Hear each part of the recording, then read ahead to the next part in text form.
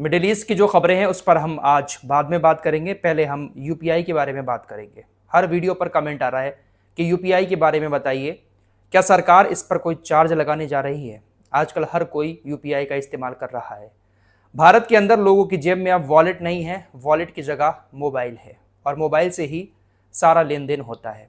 चाय पीने से लेकर सब्जी फल खरीदने तक सभी लोग ऑनलाइन पेमेंट यूपीआई के जरिए ही करते हैं और आसान भी काफ़ी है। खुले पैसों की कोई झंझट नहीं है, जितना भी पेमेंट करना है आराम से, अगर बैंक में पैसा है तो यूपीआई के जरिए पेमेंट कर दिया जाता है। और अब ऐसा नहीं है कि देश के अंदर सिर्फ अमीर लोग ही यूपीआई का इस्तेमाल कर रहे हैं, बल्कि हर रिक्शे वाले से लेकर सब्जी वाला, मजदूर, हर कोई अब यूपीआई का इस्तेमाल कर रहा है और ऑनलाइन लेन देन कर रहा है। अब ऐसे में एक खबर यूपीआई को लेकर सोशल मीडिया पर बहुत ज्यादा फैलाई जा रही है कि सरकार अब यूपीआई ट्रांजैक्शन के पैसे लेगी। अगर आप किसी को पेमेंट भेजेंगे यूपीआई के जरिए तो आपको एक्स्ट्रा चार्ज देना पड़ेगा, या आप किसी से पेमेंट लेंगे तब भी आपको एक्स्ट्रा चार्ज बैंक को, सरकार को देना पड़ेगा। सरकार ऐसा कानून लेकर आ रही है। क्या वाकई में यह सच है?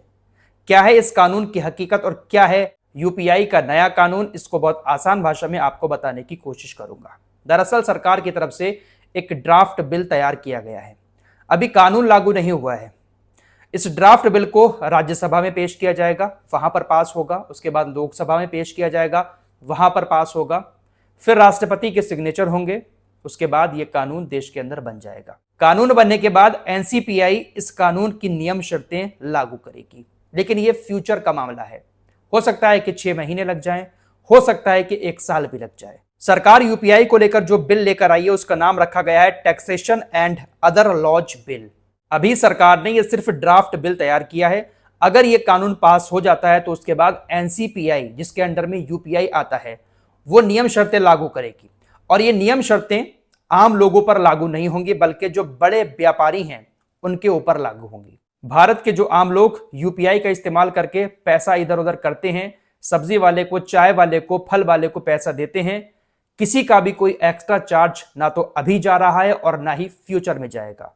यह कानून लागू हो भी जाता है, उसके बावजूद भी आम लोगों की जेब पर किसी तरह का कोई एक्स्ट्रा चार्ज नहीं डाला जाएगा। इस कानून के बनने के बाद एनसीपीआई सिर्फ बड़े दुकानदारों, बिजनेसमैनों के ऊपर इस कानून को लागू करेगा। जैसे फ्लिपकार्ट है, अमेज़न है, या किसी आप शॉपिंग मॉल में शॉपिंग करने जाते हैं, वो भी एक बड़ा व्यापारी है। इन तमाम लोगों के ऊपर यूपीआई का ये नया कानून लागू किया जाएगा। अभी कहीं पर भी लागू नहीं हुआ है। जब ये कानून बना, फ्यूचर में ये कानून ऐसे बड़े व्यापारियों के ऊपर लागू किया जाएगा।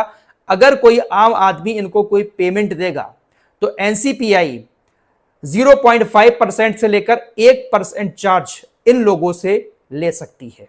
आम इंसान से, कस्टमर की बैंक से 1 भी रुपए का एक्स्ट्रा चार्ज नहीं लिया जाएगा। अगर हम किसी को 100 रुपए भेज रहे हैं तो हमारी बैंक से 100 रुपए का ही ट्रांजैक्शन होगा। लेकिन रिसीव करने वाले जो व्यापारी होंगे उनसे एनसीपीआई 1-2% का चार्ज ले सकती है। हमने अगर अमेज़न, फ्लिपकार्ट या किसी और वेबसाइट से, किसी बड़े शॉपिंग मॉल से जो पेमेंट किया है उतना ही हमारी बैंक से कटेगा, लेकिन हमने जिसको किया है उसके अकाउंट से 1-2% चार्ज एनसीपीआई लेगा इस कानून के बनने के बाद। अभी फिलहाल सब कुछ फ्री है, किसी से ना तो रिसीव करने के लिए पैसे लिए जा रहे हैं और ना ही ट्रांजैक्शन करने के लिए। वित्त मंत्री निर्मला सीतारमण कह चुकी हैं कि यूपीआई फ्री था, फ्री है और फ्री रहेगा। कस्टमर से यूपीआई ट्रांजैक्शन के बदले 1 रुपए का भी एक्स्ट्रा चार्ज नहीं लिया जाएगा। यह सिर्फ बड़े व्यापारियों के ऊपर लागू होगा। जो छोटे दुकानदार हैं, फल वाले हैं, किराना शॉप वाले हैं या छोटी मोटी कोई और बिजनेस करते हैं, वो लोग इस कानून के दायरे में नहीं आएंगे। जो बहुत बड़े व्यापारी हैं, अरबों खरबों का टर्नओवर है जिनका, उनके ऊपर यह कानून फ्यूचर में लागू हो सकता है। तो घबराने की जरूरत नहीं है। आप जैसे अभी तक यूपीआई पेमेंट कर रहे थे, करते रहें। आपकी बैंक से 1 रुपए का भी एक्स्ट्रा चार्ज नहीं जाएगा। अगर आपको 500 रुपए कहीं भेजने हैं तो 500 रुपए ही जाएंगे। आप चाहे किसी दुकानदार को दें, अपने रिश्तेदारों को भेजें, अपने दोस्तों को भेजें, सब कुछ हम आम लोगों के लिए यूपीआई फ्री है। हर वीडियो पर यूपीआई को लेकर बहुत सारे लोगों के कमेंट आ रहे थे। उम्मीद करता हूं कि अब ये बात यहां से आपको क्लियर हो चुकी होगी। आप पेमेंट करें यूपीआई से, किसी तरह की कोई दिक्कत आपको नहीं होगी। अब मिडिल ईस्ट की तरफ चलते हैं। दोस्तों, 2 दिन पहले मैंने आपको अमेरिका के एक खुफिया अड्डे के बारे में बताया था जिसका नाम है डिएगो गार्सिया। आइलैंड पर बना हुआ अमेरिकी सेना का ये एक ऐसा सीक्रेट अड्डा है जहां पर अभी तक एक भी हमला नहीं हो पाया है, लेकिन अचानक से यहां पर कुछ ड्रोन दिखाई दिए, जिसके बाद अचानक से हड़कंप मच गया। शक ईरान और चाइना के ऊपर जाने लगा कि अमेरिका के सीक्रेट बेस पर भी ईरान और चाइना के ड्रोन पहुंच चुके हैं। इसी डिएगो गार्सिया बेस को अमेरिका की सेना ने अब अपना नया ठिकाना बनाना शुरू कर दिया है। अमेरिकी सेना ने मिडिल ईस्ट में ऑपरेशन करने के लिए अब इस बेस का इस्तेमाल लॉजिस्टिक्स हब के तौर पर करना शुरू कर दिया है। मीडिया रिपोर्ट्स के मुताबिक मिडिल ईस्ट में अमेरिका की बेस पर जितने भी लॉजिस्टिक्स हब बने हुए थे, जो भी ऐसे ठिकाने थे जहां पर अमेरिका की सेना अपना सामान रखती थी, सब के सब ठिकाने ईरान की मिसाइलों ने तबाह कर दिए हैं।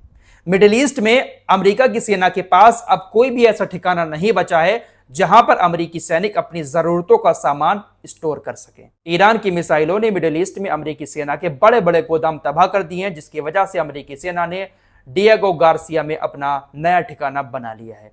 अब वहां से मिडिल ईस्ट तक सामान लाने में बहुत देरी होती है, जिसकी वजह से अमेरिका की सेना को ऑपरेशन करने में बहुत ज्यादा दिक्कतों का सामना करना पड़ रहा है।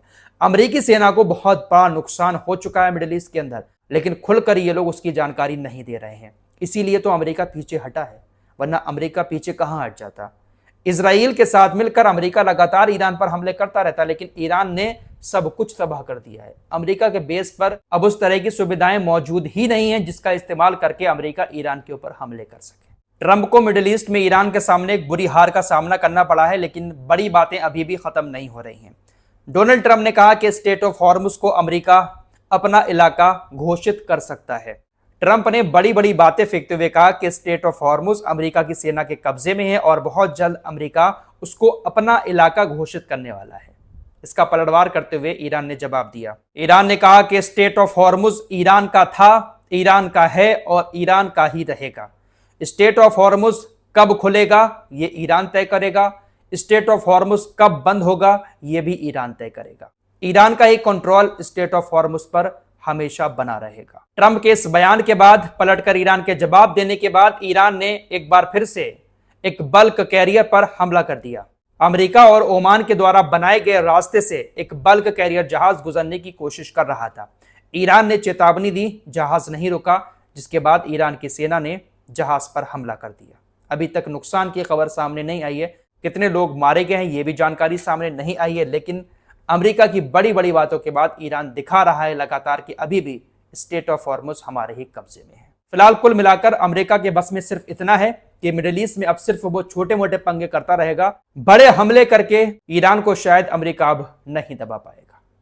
इस रिपोर्ट में इतना ही। कुछ और खबरों के साथ फिर हाजिर होंगे। अपना ख्याल रखिएगा। अल्लाह।